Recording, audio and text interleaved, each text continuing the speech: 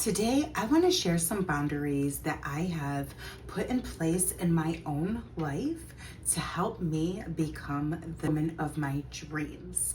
Now, my boundaries may not be the right fit for you, but I'm going to share them to kind of give you an idea of which ones maybe you want to try some, maybe you would all of them, depending on your lifestyle or whatnot. So I'm not saying that this is like the end all be all, but I'm just sharing what has been working for me and to create the life of my dreams.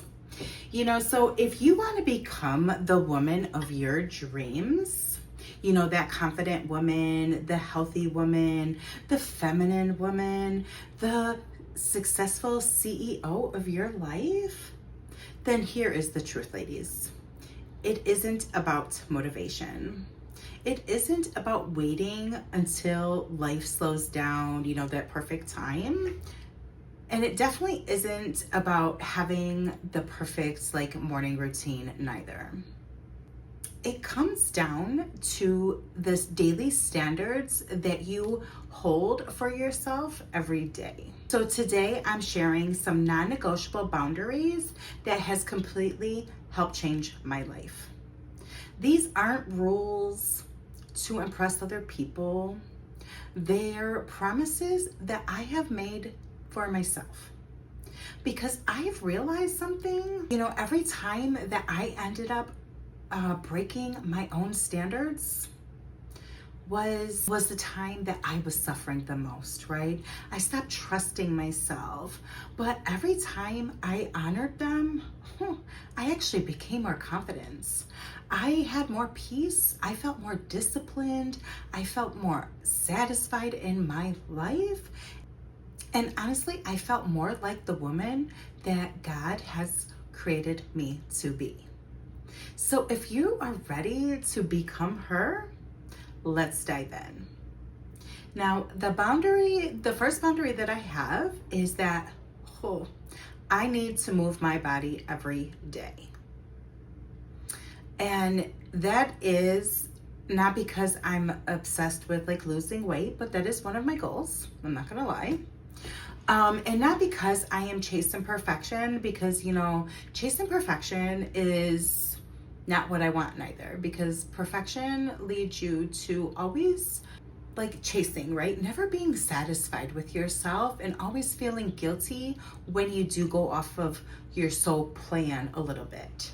So I'm not looking for perfection. I work out daily because my mental health depends on it. Exercise helps me process my stress. It helps me regulate my emotions. It gives me energy. It clears my mind. It strengthens my body. And here are some of the things that I do. I walk daily, 2 miles minimum. I do fasted cardio 5 to 6 days a week. And I strength train 5 to 6 days a week as well. Because I spend a lot of time sitting while working.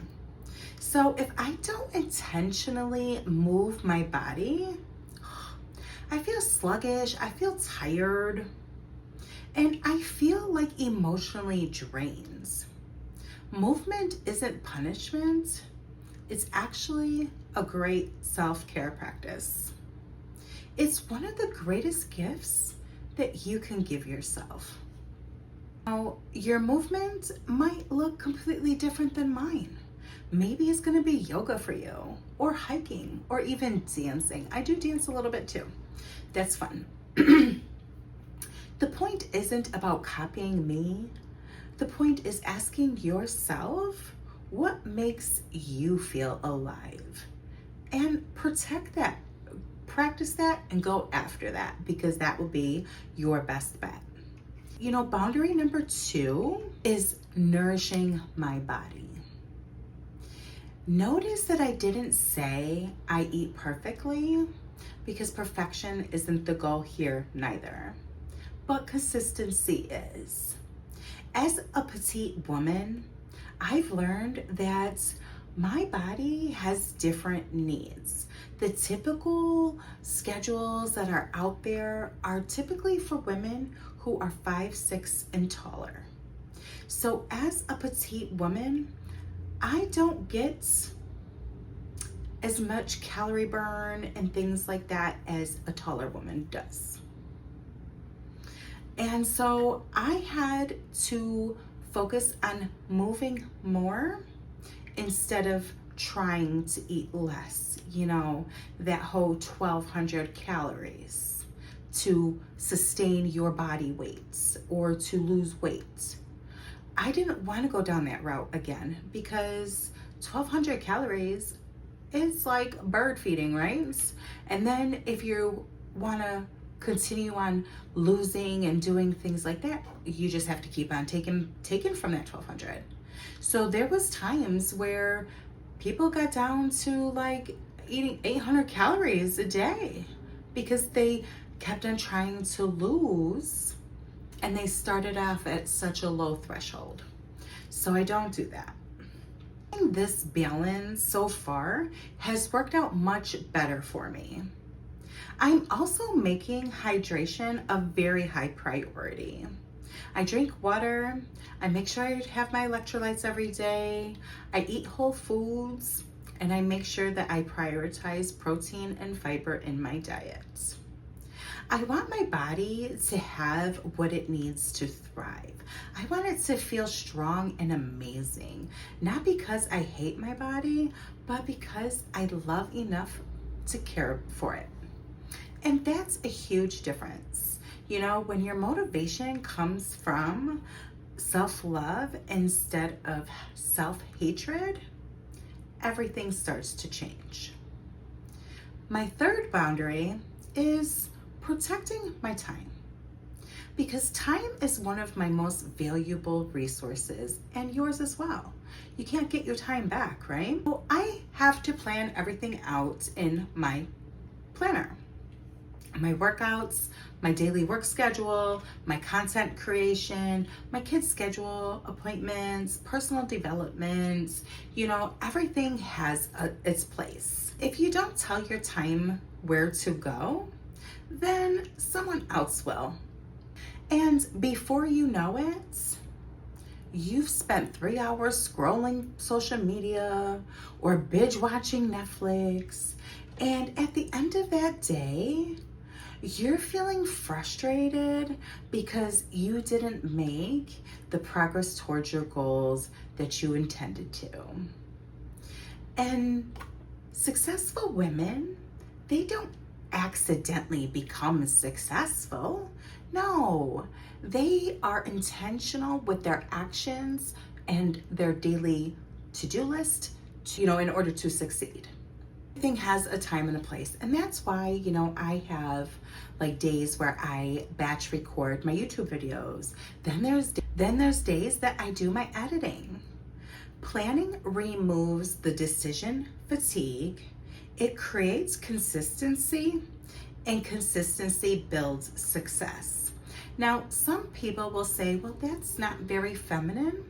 But having a to-do list, keeping yourself on track instead of just trying to go with the flow. I try to do that process as well, because it sounds good to just be able to free flow everything.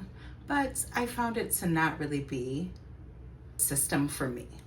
So if you are able to free flow with your day and get everything done on your list or your mental list at that point, that's great. But if you are struggling to get these things done because you're running out of time or you're not feeling that it's a priority or you're forgetting to do it, plan it out, put it in your calendar of some sort, and go after it. And my fourth boundary is that I make my mindset a top priority.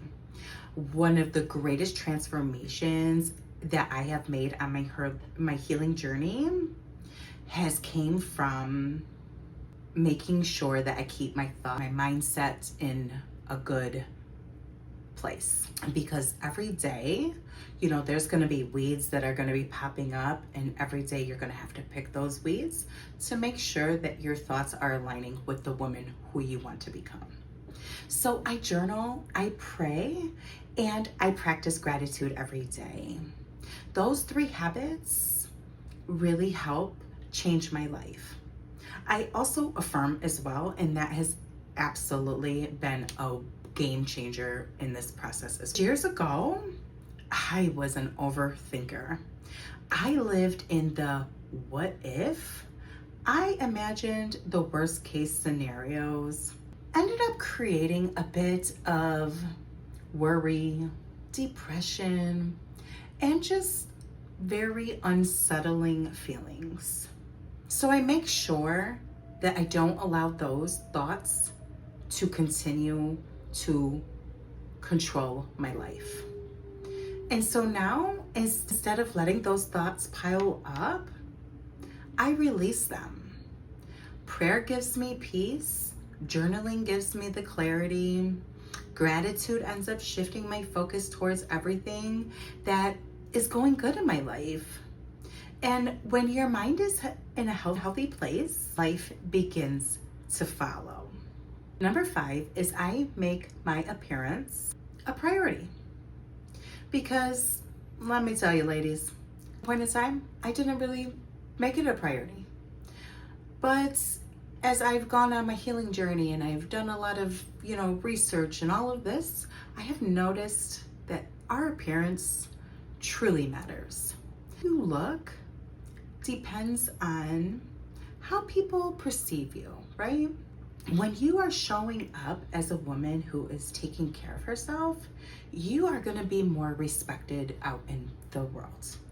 Instead of, somebody who's showing up in loungewear or their pajamas or, whatever, and not really looking like they care for themselves, the way that you're treated definitely reflects that. So I stopped making excuses of why I wasn't going to get myself dressed to impress for the day, why I don't do the makeup, or, so on, right? Every day, being lost in the sauce of being a mom, working, taking care of life, and whatever else that may come up, I say I'm going to do the things that make me feel my best. So I do my makeup. I style my hair. I keep my eyebrows maintained. I like to keep my nails, nice and polished and clean. And I like to dress in a way that makes me feel confident. It's not about vanity, it's about stewardship. Because when you look put together, you feel more confident, you carry yourself much differently, and you show up differently. You hold your head up a lot higher than if you were wearing your pajamas. And people, like I mentioned earlier, people respond to you differently. Most importantly, you end up respecting yourself more, at least I do. It's so important, right? To feel good when you are out and about. Even if you are working from home, you still want to make yourself a priority because that helps you feel more confident about yourself. That helps show up better in the world, in your world. And number 6 is I refuse to abandon myself. One lesson that healing has taught me was that I often abandoned myself trying to care for everyone else.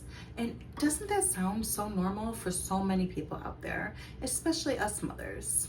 We end up canceling workouts, skipping meals, ignoring our emotions. We stop praying, we stop resting, we stop caring for ourselves because, one person's got to go here, they got a game, there's something else. And before you know it, everything is all about everybody else besides yourself. And we suffer. You may not notice it now because you're in the mix of it.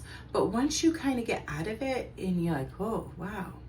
You could kind of see that putting yourself on the back burner does a lot of damage, not only to yourself, but also to your kids, right? Because you are not showing your kids that you make yourself a priority. And that is so important for our daughters, even our sons. But so much for our daughters, to make sure that when they become an adult, young adults, that they do these things, because they learn from how we live.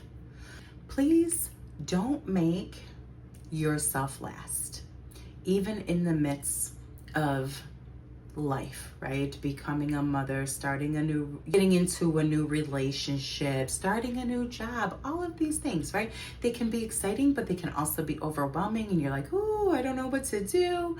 Keep living your life and doing things that truly energize you, make you feel good about yourself, so you can continue showing up all of these areas as the best version of you. Continue honoring yourself. Keep your standards high and protect your peace, babe.